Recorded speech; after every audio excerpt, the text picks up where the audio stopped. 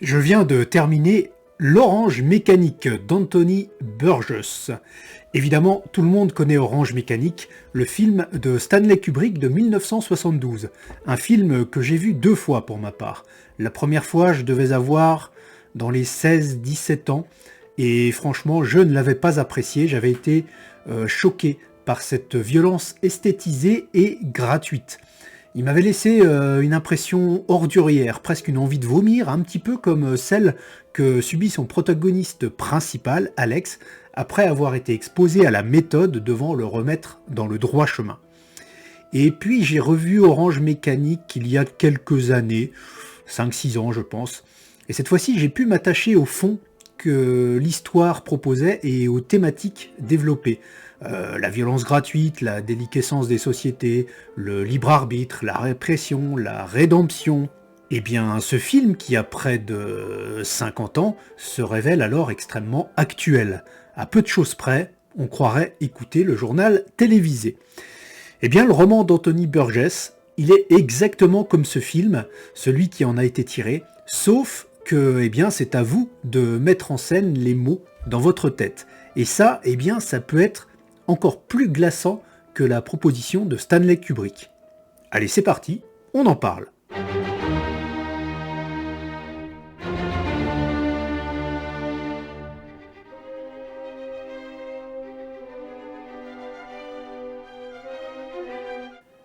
Eh bien, pour commencer cette critique de l'Orange Mécanique d'Anthony Burgess, revenons d'abord sur le synopsis du roman. On va suivre au plus près le personnage principal, qui est aussi le narrateur, donc à la première personne, Alex, une quinzaine d'années, va nous raconter avec une certaine connivence la vie quotidienne dans sa banlieue londonienne assez concentrationnaire. Il y passe ses journées à sécher les cours et ses soirées eh bien, à faire de mauvais coups avec sa petite bande. Alors quand je parle de mauvais coups, c'est vraiment des mauvais coups. Alcool et drogue, déchaînement de violence contre d'autres bandes ou des kidams croisés au hasard, torture, viol. On est vraiment dans la totale. Meurtre même éventuellement. Donc soigneusement, avec un plaisir qui est vraiment évident, eh bien les jeunes s'acharnent à détruire chaque élément structuré de la société. Ils déchaînent le chaos qu'ils portent en eux.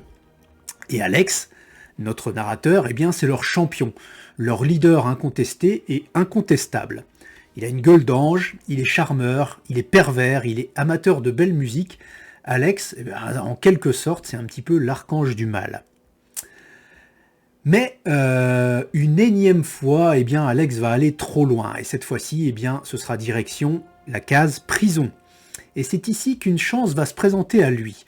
Contre son accord pas tout à fait éclairé, il va avoir l'occasion de tester un tout nouveau programme de reconditionnement. Un programme qui peut transformer le pire criminel en un doux agneau inoffensif pour la société. Alors, la vie d'Alex va se transformer en une sorte de cauchemar, et ce qu'il fait subir à la société depuis qu'il a la force de tenir un couteau entre les mains, eh bien cette fois-ci c'est la société qui va le lui faire subir, au nom de l'ordre, bien évidemment. Les derniers paragraphes du roman seront toutefois sans appel quant à cette méthode et à ses conséquences. Alors, que propose l'Orange Mécanique, en dehors de ces descriptions quasi obscènes de bastons, de destruction, de viols, bref, de violences gratuites, exécutées juste pour le plaisir de jeunes désœuvrés et complètement désinhibés? Eh bien, il propose un paquet de thématiques qui sont traitées plutôt subtilement contre toute attente. Pour commencer, notre petit Alex, cet archange du mal, eh bien, c'est aussi un esthète. Il place plus haut que tout son cher Ludwig van, comprendre évidemment Beethoven. Comment une telle dualité peut-elle exister en un seul être? Délicatesse et raffinement d'un côté, destruction et avilissement de l'autre. Est-ce que cela ne vous rappellerait pas des monstres, entre guillemets, des monstres de l'histoire, récente ou plus ancienne, à qui l'on confierait son enfant en garde sans sourciller, et qui, à côté de ça, sont capables de commettre les pires actes? Burgess nous décrit aussi une société qui a totalement échoué dans la prise en charge de ses membres. La famille, L'éducation, la justice sont complètement larguées dans le monde d'Alex, et la conséquence, eh bien, c'est ça, un ensauvagement. Tiens, est-ce que ce mot ne vous rappelle pas quelque chose? Un ensauvagement et des comportements déviants, sacrément déviants, hein. Et toujours à propos de la société, il y a ce risque de glissement vers un régime totalitaire. La méthode appliquée pour redresser l'esprit d'Alex serait totalement inadmissible dans notre état de droit actuel. Ouais, mais peut-être qu'il ne faudrait pas grand-chose pour qu'on se dise que, quand même, ça vaudrait peut-être le coup de tenter l'affaire. Un peu plus de peur, de violence, de menaces, qu'elles soient réelles ou non d'ailleurs, et hop, imposer l'ordre par la force n'est plus une simple vision de l'esprit. Et tiens, là aussi, on peut se demander si ça nous rappelle pas deux, trois petits trucs, chez nous, ou plus au sud, ou à l'ouest, ou à l'est aussi, enfin bon, un petit peu partout en fait. Et puis, bien sûr, il y a le thème du libre arbitre, absolument fondamental dans la troisième partie du roman. Choisit-on réellement ce qu'on l'on est, ce que l'on fait, ce que l'on dit, ou bien tout cela n'est-il que le résultat de prédispositions à la fois génétiques, familiales, environnementales, sociétales? Peut-on vraiment choisir entre le bien et le mal? Et est-ce que reconditionner un être humain pour lui ôter ce libre arbitre afin qu'il se conduise de la manière la plus acceptable dans la société est digne de notre société, justement? Et un tel être humain reconditionné serait-il encore véritablement un être humain?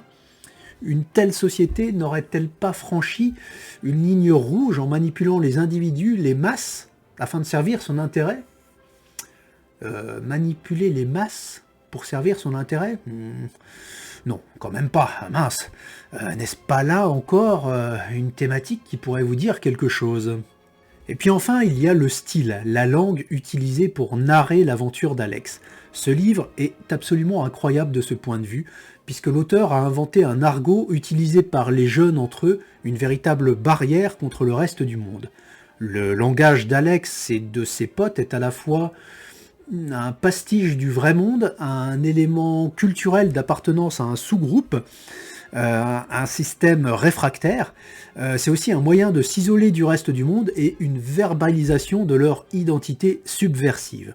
La structure des phrases du roman est identique à la structure normale de notre langue, mais un mot sur 3, un mot sur 4 est remplacé par un mot d'argot inventé pour l'occasion. Alors, si les premières pages peuvent être un poil complexes à appréhender, très vite on entre dans la musique particulière de cette langue et on se laisse embarquer dans le récit. Il est à noter que la traduction française est franchement fabuleuse. Les expressions, les mots, les tournures sont magnifiques et tellement plus parlantes que les mots qu'elles remplacent. Et pas de panique pour les esprits les moins malléables, un glossaire est présent en fin de livre pour vous aider. Allez, je ne résiste pas à vous donner quelques petits exemples. On a par exemple ce bidonsquet, c'est rigolé. Un Bugatti, c'est un riche. La cancérette, c'est la cigarette. Le dedans-dehors, eh bien, c'est la copulation. Qu'est-ce qu'il y a de rigolo? Les exquis cucus usés, eh bien, ce sont des excuses, mais elles embarquent une idée assez amusante derrière. Un malinfrat, c'est un voyou. La Metcat, de la drogue. Un milichien, c'est un flic. Eh oui, un bon petit chien. La rotte, la bouche. Une viochka, une vieille, etc., etc. Et bien les phrases dans lesquelles ces mots viennent remplacer les originaux deviennent particulièrement visuelles quand on les lit. Et comme je le disais en introduction, eh bien on se fait son propre film à partir de ce roman, pour notre plus grand malheur. Et bien oui, l'entrée dans ce monde violent, corrompu, qui exploite les faibles, qui utilise les peurs, où les travailleurs sont déshumanisés, les élites autoproclamées dissociées de la masse, et cette dystopie dans laquelle les jeunes rejettent le système et errent sans autre but que de passer du bon temps sur le dos des honnêtes citoyens, bah oui, c'est celle de Quand on arrive en ville, l'opéra rock Starmania en 1978. Quand tout le monde dort tranquille dans les banlieues dortoirs, c'est l'heure où les honnards descendent sur la ville. Qui est-ce qui viole les filles le soir dans les parkings? Qui met le feu au building? C'est toujours les honnards. Alors c'est la panique sur les boulevards, quand on arrive en ville. Eh oui, le média est différent, mais le fond est exactement le même. C'est noir, c'est désespéré. C'est un véritable cul-de-sac de l'humanité. Il faut noter qu'Anthony Burgess a écrit L'Orange Mécanique au début des années 60 et qu'un événement vraiment marquant n'est sans doute pas étranger à l'idée de ce roman. En effet, en 1944, sa femme Lynn a elle-même été agressée par 4 GI déserteurs. Eh oui, ça doit marquer. Et donc, pour conclure, eh bien, j'ai vraiment beaucoup apprécié, et c'est difficile à dire quand on revoit la teneur de ce roman, cette plongée dans un enfer dystopique qui pose de nombreux jalons sur les déviances de nos sociétés actuelles.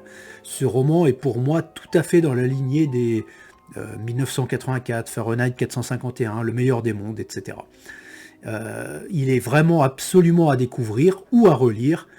Donc, mes frères, en drinkant un bon verre de Moloko, en slouchant la 5e de ce Tsarib Ludwig van, pendant que votre Zina Zaznout totalement nagoye sa luxuriante splendeur étalée sur le podouchka.